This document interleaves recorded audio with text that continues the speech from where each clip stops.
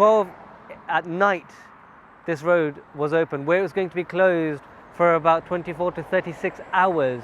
Allah Ta'ala opened it within 2 hours.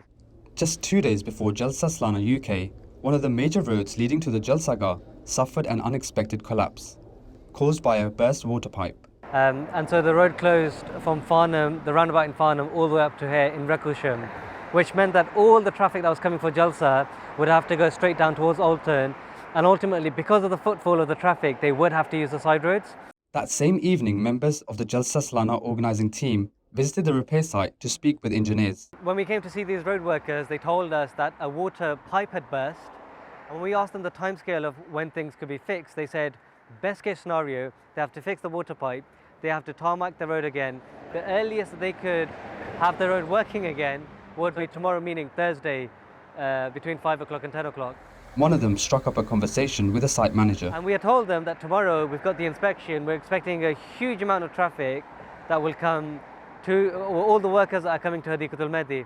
So when he called his supervisor spoke to me. When I was speaking to him, the very first question I asked him, and I don't know how Allah Ta'ala put this in my heart, I asked him and I said, where do you live? And he told me the town in which he lives in, and I said, oh, that's the same town I live in. And I asked him, I said, what road do you live on? And he said, oh, I live on this road. And I said, that's one road away from where I live. And I said, oh, I'm your local town and district councillor. And the supervisor said, oh, what's your name? And I told him that my name's Adil Shah.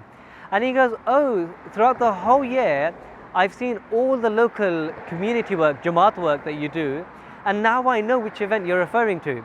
Give me 10 minutes, let me speak to my manager, and let me see what we can do. So those 10 minutes we spent in anxiousness, in anxiety, hoping that something could happen. And 10 minutes later, we get this call back, and the supervisor says that I've spoken to my manager, and right now we're sending a lorry coming from Basingstoke, so it's about a half an hour journey. It's going to come and pick up all the rubble, all the tarmac, all the road which has been destroyed. And at the same time, we're commissioning for a tarmac vehicle to come and permanently tarmac the road.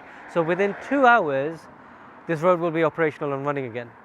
And so at 12 at night, this road was open, where it was going to be closed for about 24 to 36 hours. Allah Ta'ala made it easy.